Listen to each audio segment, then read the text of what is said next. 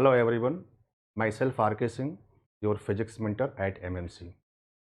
आज हम लोग फर्स्ट टॉपिक शुरू करेंगे फिजिक्स का, जो कि इलेक्ट्रोस्टैटिक्स है। This is also the first topic of class 12th। Electrostatics. Electrostatics का मतलब study of charge at state of rest. मतलब हमें इस टॉपिक में चार्ज के बारे में स्टडी करनी है at condition of state of rest. अब ये चार्ज क्या है, इसके बारे में जानने के लिए हम लोग जो है थोड़ी सी बात करेंगे मैटर्स की। Every matters are electrically neutral.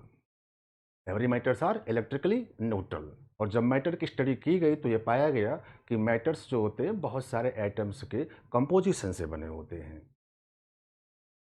अब जितने भी एटम्स हैं मैटर के अंदर, उन एटम्स की जब स्टडी की गई तो ये पाया गया कि ये तीन फंडामेंटल पार्टिकल्स से बने हुए हैं, और वो फंडामेंटल पार्टिकल्स होते हैं इलेक्ट्रॉन, प्रोटॉन एंड न्यूट्रॉन्स।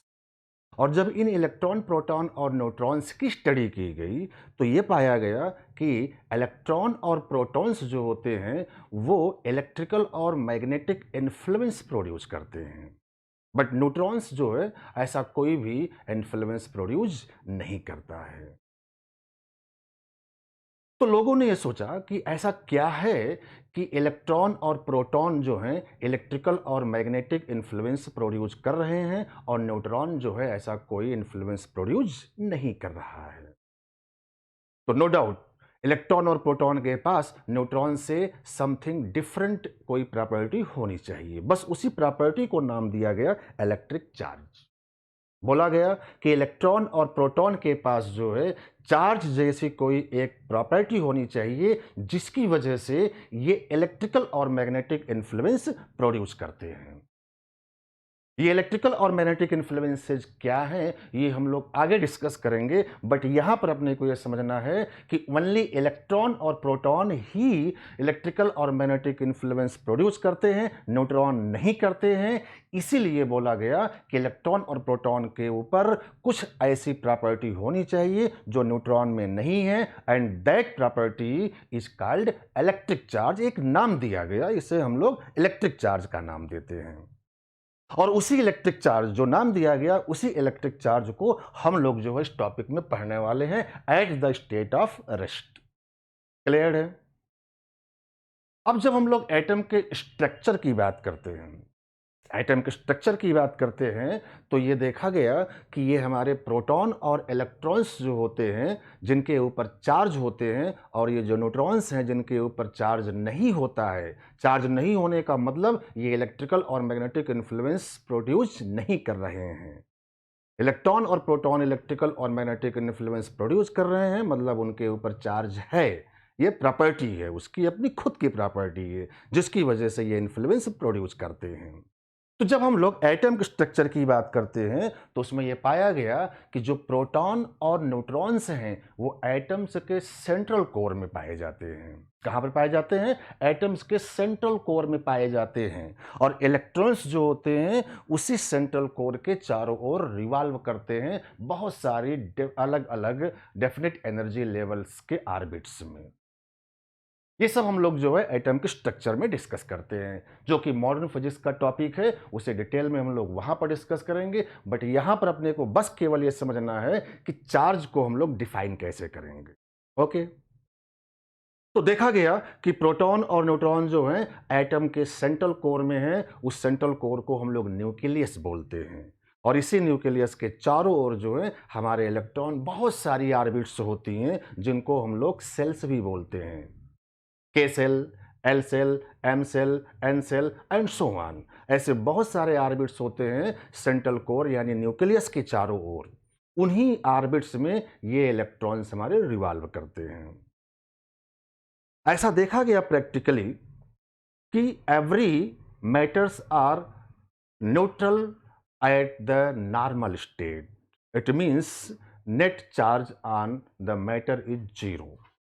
अब मैटर में है क्या? मैटर में इलेक्ट्रॉन है, प्रोटॉन है, न्यूट्रॉन है, ठीक है। और न्यूट्रॉन के ऊपर कोई भी चार्ज नहीं है, चार्ज केवल और केवल प्रोटॉन और इलेक्ट्रॉन के ऊपर है। एक्सपेरिमेंट्स इस बात को शो करते हैं एक्सपेरिमेंट्स इस बात को शो करते हैं कि इलेक्ट्रॉन और प्रोटॉन्स का जो इलेक्ट्रिकल और मैग्नेटिक इन्फ्लुएंस मिलता है, वो इन्फ्लुएंस ऑलवेज एक दूसरे के अपोजिट मिलता है। फॉर एग्जाम्पल, अगर इलेक्ट्रॉन किसी इलेक्ट्रिक फील्ड में राइट डायरेक्शन में मूव कर रहा है, तो प्रोटॉन जो है उसी इलेक्ट्रिक फील्ड में लेफ्ट डायरेक्शन में मूव करेगा। इसका मतलब ये हुआ कि इलेक्ट्रॉन और प्रोटॉन दोनों का बिहेवियर जो है किसी भी इलेक्ट्रिक फील्ड में ऑलवेज एक दूसरे के अपोजिट है। और ये जो बिहेवियर है उसके चार्ज की वजह से है, तो निश्चित तौर पर जो है इन दोनों के चार्ज का नेचर भी क्या होना चाहिए, अलग अलग होना चाहिए। तो लोगों ने ये बोला कि एक के ऊपर चार्ज पॉजिटिव होना चाहिए और एक के ऊपर चार्ज नेगेटिव होना चाहिए। ये एक कन्वेंशन है कि इलेक्ट्रॉन को हम लोग जो है नेगेटिव चार्ज बोलते हैं और प्रोटॉन को हम लोग पॉजिटिव चार्ज बोलते हैं। This is the convention. World की सारी यूनिवर्सिटीज जो है इस कन्वेंशन को फॉलो करती हैं कि प्रोटॉन पॉजिटिव चार्ज होगा और इलेक्ट्रॉन नेगेटिव चार्ज होता है। अच्छा, एक्सपेरिमेंट्स ये भी शो करते हैं कि इन दोनों के बिहेवियर इन्फ्लुएंस का जो अमाउंट है किसी इलेक्ट्रिक फील्ड में या मैग्नेटिक फील्ड में, वो इक्वल अमाउंट में है। अमाउंट जो है बिहेवियर का वो सेम है, नेचर अपोजिट है। इलेक्ट्रॉन और प्रोटॉन के बिहेवियर का नेचर जो है अपोजिट है, बट इनका अमाउंट जो है वो सेम है। तो लोगों ने बोला कि दोनों के ऊपर चार्ज का अमाउंट भी क्या होना चाहिए, सेम। तो एक बात अब क्लियर हो गई, ये सारी चीजें एक्सपेरिमेंट्स में क्लियर हुई कि इलेक्ट्रॉन और प्रोटॉन दोनों के ऊपर चार्ज का अमाउंट जो होगा सेम होगा, बट दोनों के चार्ज का नेचर जो होगा डिफरेंट होगा। और ये एक कन्वेंशन है कि इलेक्ट्रॉन को हम लोग जो है नेगेटिव बोलेंगे और प्रोटॉन को पॉजिटिव बोलेंगे। Amount of charge same. जैसा कि मैंने पहले भी अभी आपसे कहा कि नॉर्मल स्टेट पर every matters are electrically neutral. इसका मतलब ये हुआ कि जितने नंबर ऑफ इलेक्ट्रॉन्स होंगे उतने ही नंबर ऑफ प्रोटॉन्स भी होने चाहिए, क्योंकि दोनों के ऊपर चार्ज का अमाउंट इक्वल और अपोजिट होता है, तभी जाकर के नेट चार्ज जीरो हो पाएगा। तो नॉर्मल स्टेट पर, only at the normal state, every matters are electrically neutral और number of electron और proton must be same, right? अब मेरा क्वेश्चन ये आ रहा है कि अगर नॉर्मल स्टेट पर मैटर जो है न्यूट्रल है, तो उसके ऊपर हमें अगर चार्ज ले आना होगा तो जो है नंबर ऑफ इलेक्ट्रॉन्स या नंबर ऑफ प्रोटॉन्स को डिफर करना होगा। या तो इलेक्ट्रॉनों को कम ज़्यादा करना होगा नॉर्मल स्टेट से, या फिर प्रोटॉन्स को कम ज़्यादा करना होगा। तो बात आती है कि किसको करेंगे? तो हम लोग इलेक्ट्रॉन्स को करते हैं, प्रोटॉन्स को नहीं करते हैं। उसकी वजह है, उसकी वजह ये है कि प्रोटॉन्स जो होते हैं वो सेंट्रल कोर में होते हैं। कहाँ पर होंगे? सेंट्रल कोर के अंदर, और वहाँ से प्रोटॉनों को निकाल पाना जो है इम्पॉसिबल। क्योंकि अगर आपने वहाँ से प्रोटॉनों को निकाला तो हमारे एटम के न्यूक्लियस का एग्जिस्टेंस खत्म हो जाएगा, और एक अगर एटम के न्यूक्लियस का एग्जिस्टेंस खत्म हुआ तो मैटर का एग्जिस्टेंस खत्म हो जाएगा, जो कि इम्पॉसिबल है।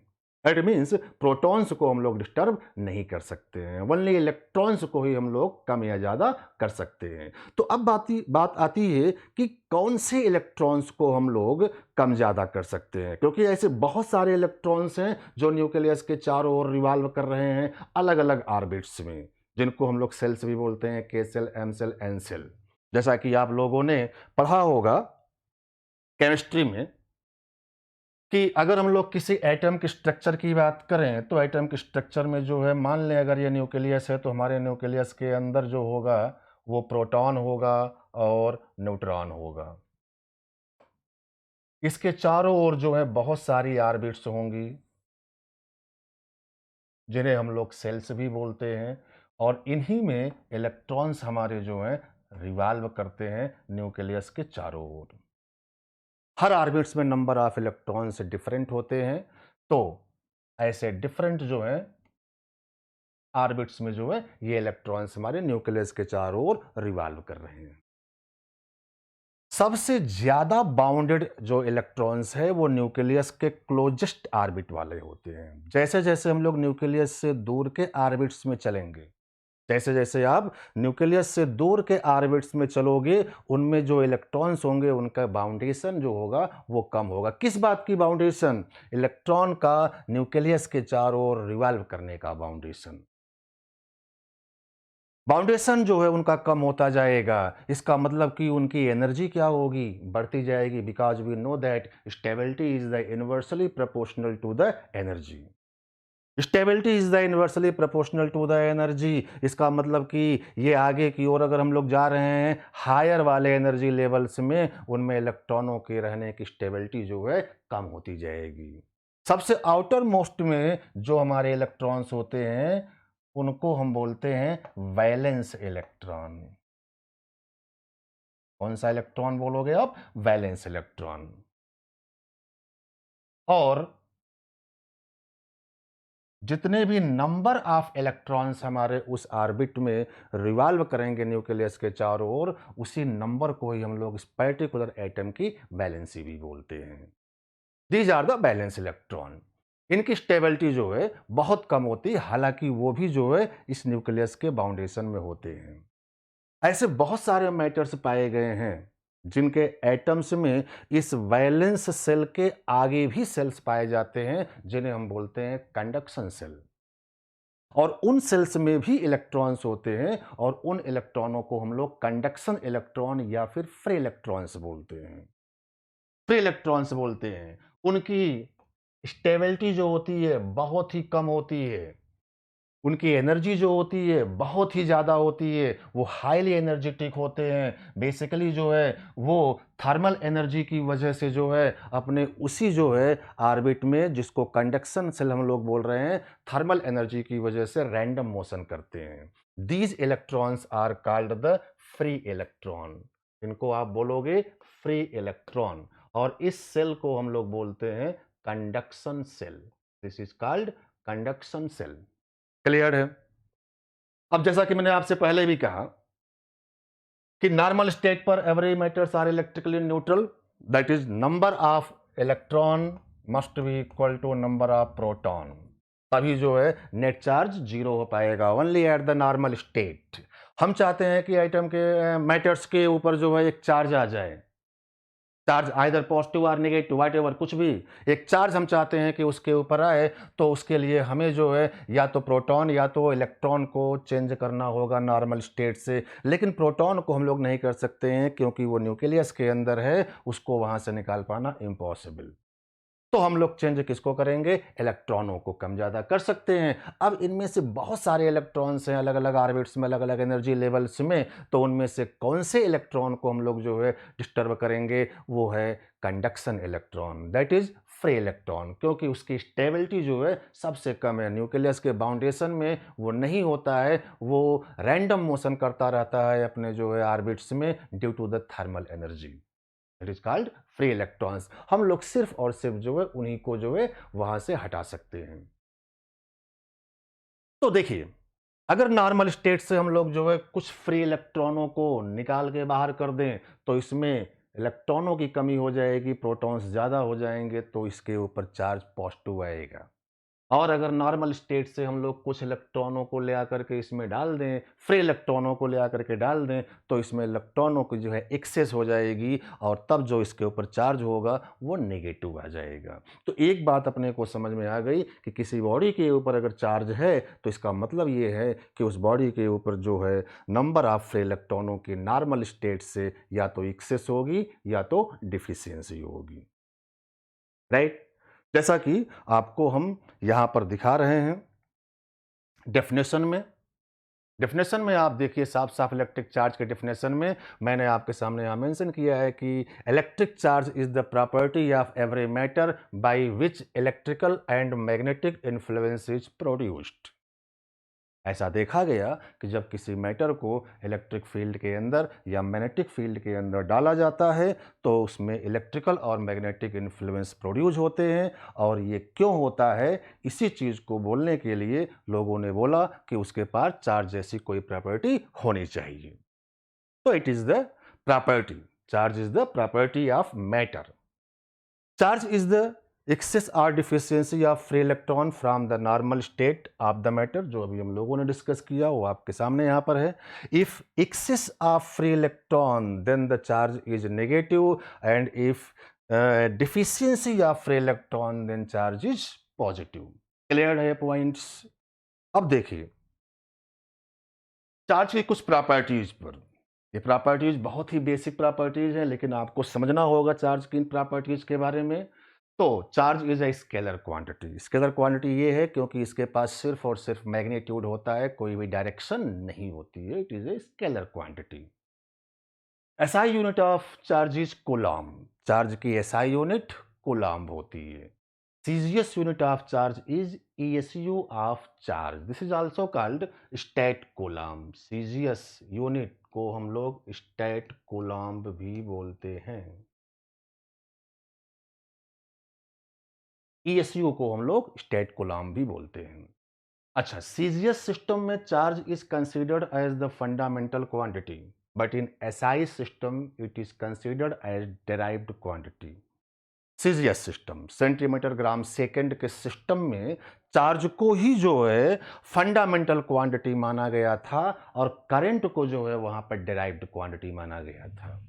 सीजीएस सिस्टम में ध्यान रखिएगा, सीजीएस सिस्टम में charge is the fundamental quantity and current is the derived quantity. लेकिन आज के सिस्टम में हम बात करें, यानी एसआई सिस्टम की अगर हम बात करें, तो उसका उल्टा है। उसका उल्टा है का मतलब कि चार्ज जो होगा वो डिराइव्ड क्वांटिटी है और करंट जो है वो फंडामेंटल क्वांटिटी है। क्लियर है ये?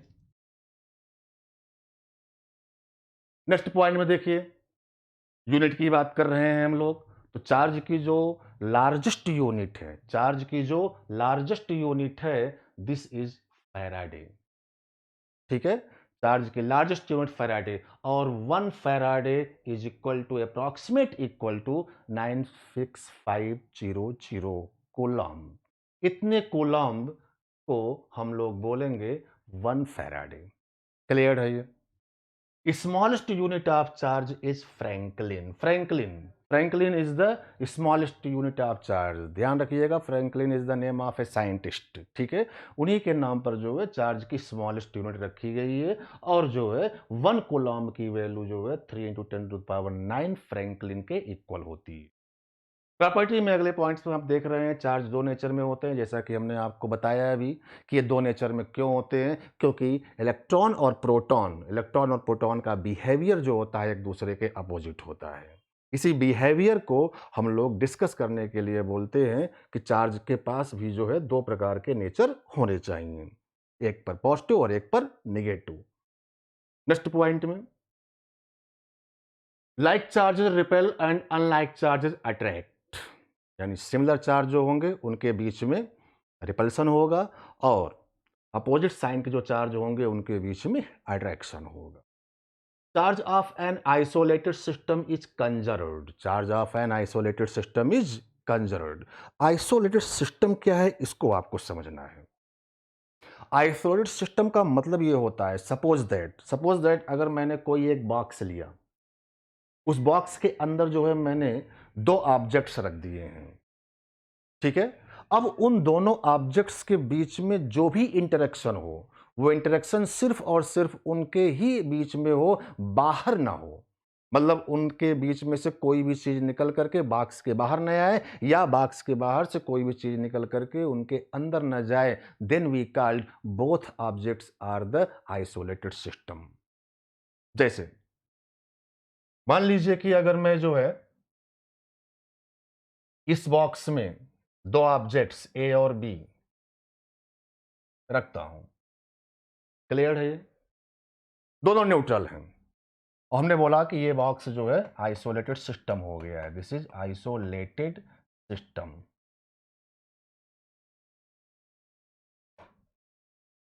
ये बॉक्स हमारा आइसोलेटेड सिस्टम, इसका मतलब कि जो कुछ भी होना है वो ए और बी के बीच में होना है, बाहर से जो है इनका कोई भी इंटरेक्शन नहीं हो रहा है। दोनों आइसोलेटेड दोनों ऑब्जेक्ट्स न्यूट्रल हैं, यानी इसके ऊपर भी चार्ज जीरो है और इसके ऊपर भी चार्ज जीरो है, यानी इनिशियली जो है नेट चार्ज जो है सिस्टम का हमारे क्या है, जीरो है। अब सोचिए कि अगर मैं इस ऑब्जेक्ट ए में से कुछ फ्री इलेक्ट्रॉन निकाल करके बाहर कर दूं, तो ये बाहर कहां जाएगा? हमारे इस बॉक्स के बाहर तो जाएगा नहीं, तो केवल और केवल पॉसिबिलिटी इसी के ऊपर आने की है। यानी अगर आपने इसके ऊपर से एक इलेक्ट्रॉन बाहर निकाला, तो इसके ऊपर इलेक्ट्रॉनों की डिफिशियंसी हो जाएगी और उसकी वजह से इस पर एक प्लस चार्ज आएगा, और अगर ये इलेक्ट्रॉन इस पर गया तो उतने ही अमाउंट का यहाँ पर माइनस चार्ज आ जाएगा। अगेन आप देखो, फाइनली जितना चार्ज पॉजिटिव उतना ही चार्ज नेगेटिव, तो फाइनली भी जो है नेट चार्ज क्या मिला, जीरो। यानी हमारे इस सिस्टम का नेट चार्ज क्या हो गया, जीरो। लेकिन अब अगर मैं अकेले ए को बाहर कर दूं इस आइसोलेटेड सिस्टम से, अब इसमें से इनिशियली जो है चार्ज की वैल्यू जीरो है, लेकिन अगर मैं कोई भी इलेक्ट्रॉन, फ्री इलेक्ट्रॉन अगर इसमें से बाहर निकाल दूं तो इसके ऊपर एक पॉजिटिव चार्ज आ गया। इनिशियल चार्ज जीरो लेकिन फाइनल चार्ज जीरो नहीं है, तो चार्ज यहाँ पर जो है कंजर्व्ड नहीं है। तो याद रखिएगा कि हमेशा चार्ज जो होगा एक आइसोलेटेड सिस्टम का ही कंजर्व होगा। This is the important point. Charge of an isolated system is conserved, not the charge is not conserved, but charge of isolated system is conserved. Next property में आप देखिए, charge is quantized and its quanta is electronic charge which is 1.6 10 के power minus 19 coulomb. Quantization का मतलब क्या है ये आपको क्लियर करना है। क्वांटाइजेशन का मतलब ये होता है कि अगर मैं किसी भी चीज को पैकेट्स के फॉर्म में अगर बनाऊं, और वो पैकेट जो हम लोग बना रहे हैं स्मॉलेस्ट वैल्यू का पैकेट बना रहे हैं। अगर हमें किसी चीज की सबसे स्मॉलेस्ट वैल्यू पता हो तो हम लोग उस स्मॉलेस्ट वैल्यू की कई सारे पैकेट्स जो है लेकर के एक अमाउंट बना सकते हैं। तो चार्ज इज क्वांटाइज्ड, इसका मतलब ये हुआ कि चार्ज की एक स्मॉलेस्ट वैल्यू होनी चाहिए। और ये देखा गया कि नेचर में सबसे स्मॉलेस्ट पॉसिबल चार्ज जो एग्जिस्ट करता है that is the electronic charge. Electronic charge की वैल्यू जो होती है एक्सपेरिमेंटली फाइंड किया गया है, दिस इज इक्वल टू 1.6 10 के power minus 19 coulomb. This is the electronic charge and also this is the smallest possible charge. अब अगर चार्ज की स्मॉलेस्ट वैल्यू अपने को मालूम है तो इसी को हम लोग कई सारे पैकेट्स में अगर बना लें, एक इलेक्ट्रॉनिक चार्ज, दो इलेक्ट्रॉनिक चार्ज, तीन इलेक्ट्रॉनिक चार्ज, इसके पैकेट अगर बना सकें तो उसी को हम बोलते हैं क्वांटाइजेशन।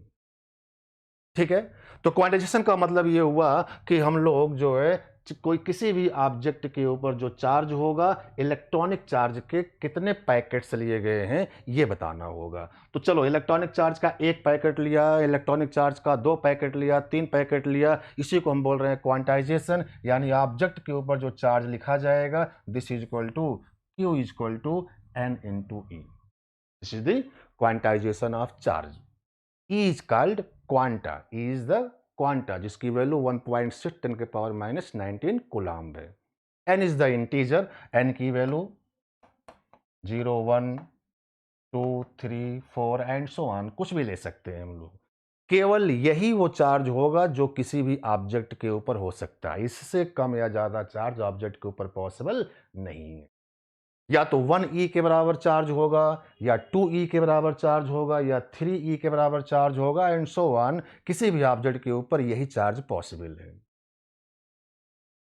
लेकिन यहां पर एक बात और आपको समझना है, जैसा कि इस प्रॉपर्टी में यहां पर लिखा गया है कि smallest possible charge exist in nature is the electronic charge.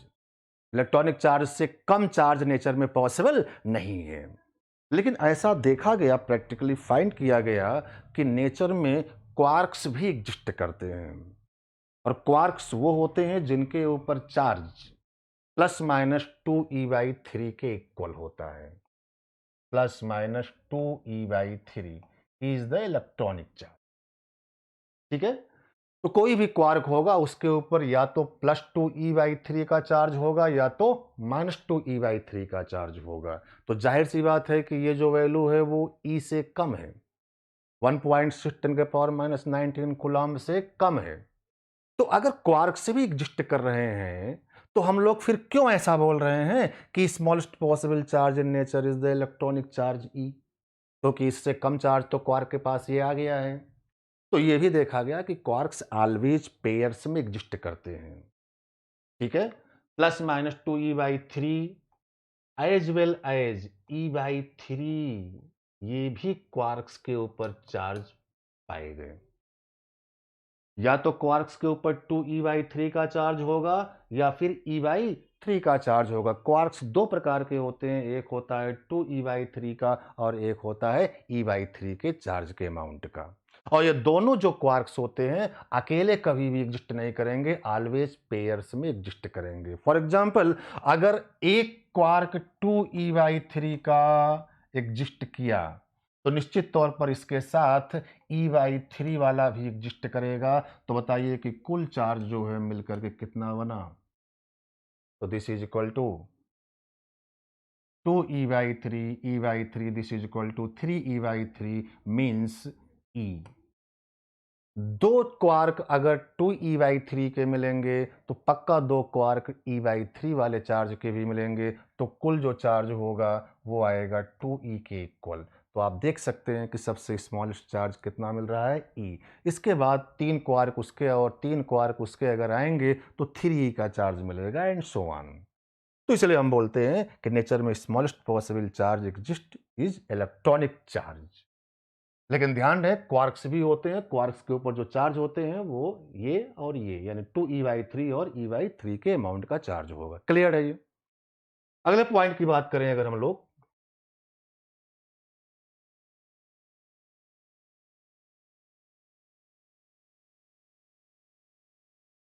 तो अगला पॉइंट हमारा है charge at rest produce electric field.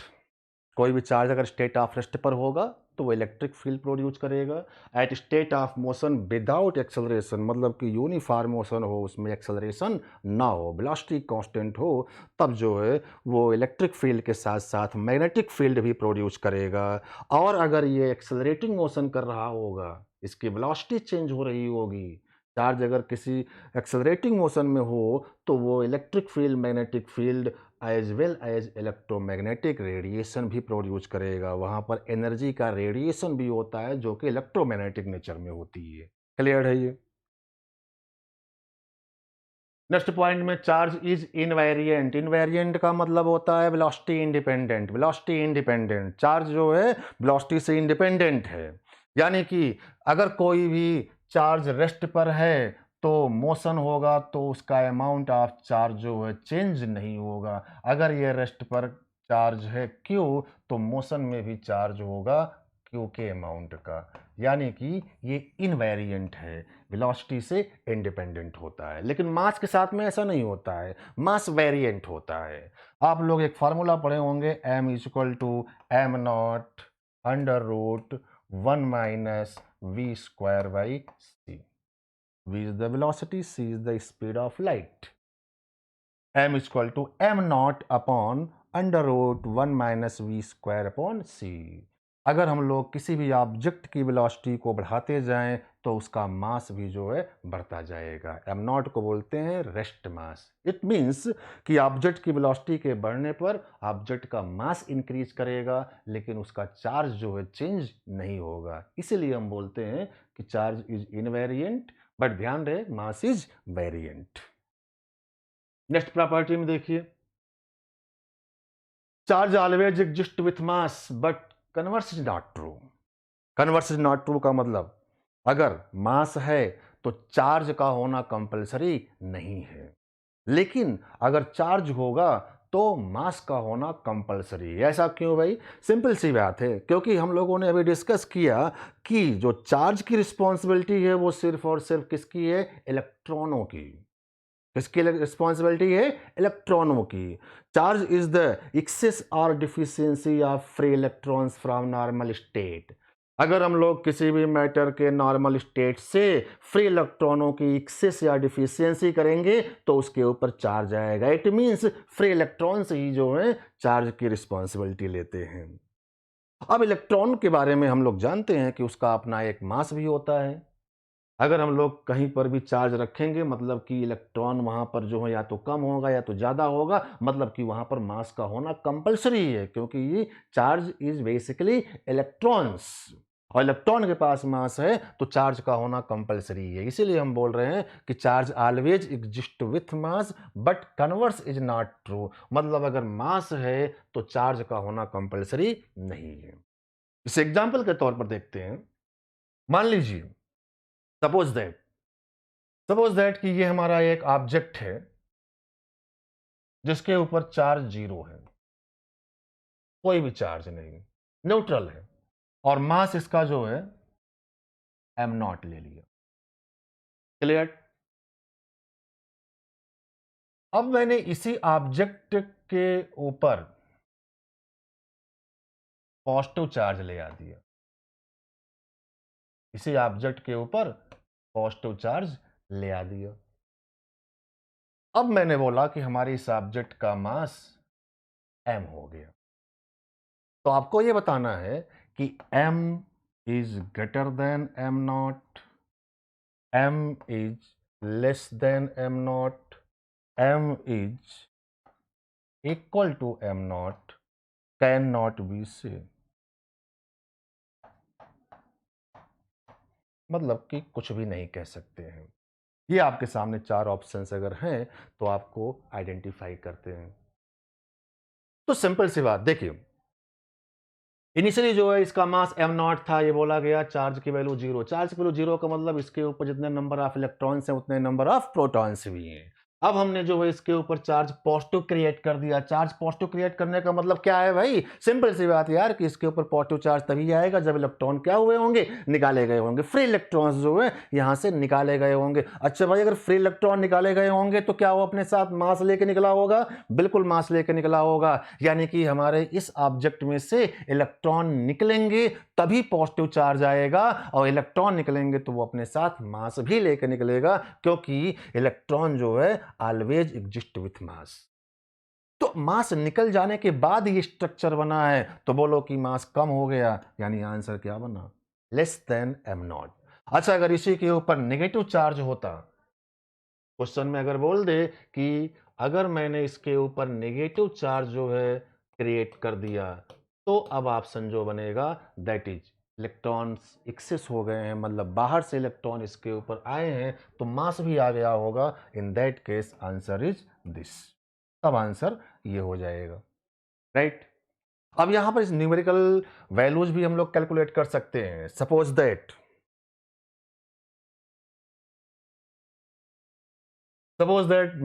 मैंने आपसे ये बोला कि ये हमारा एक ऑब्जेक्ट है जिसका मास m0, initially charge 0।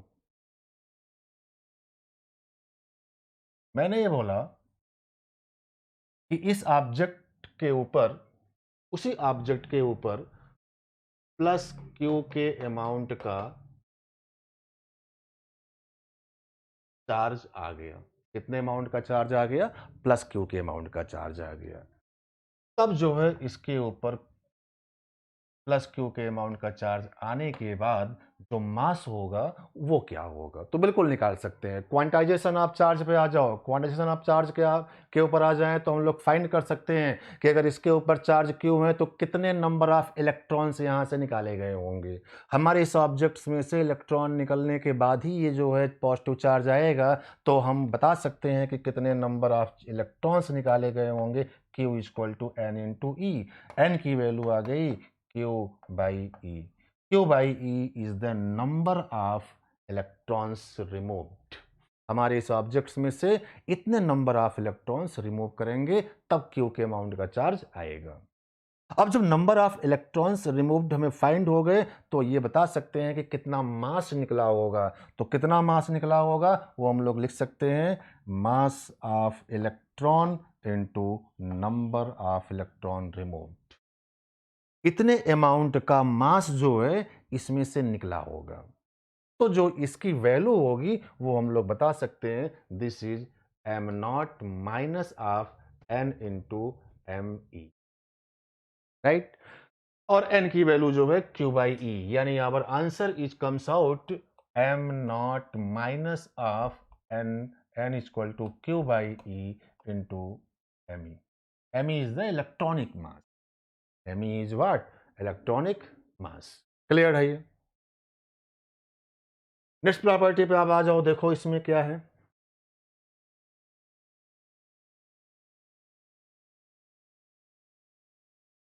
Charge never stay inside the material of conducting bodies. It always distribute over the surface of bodies.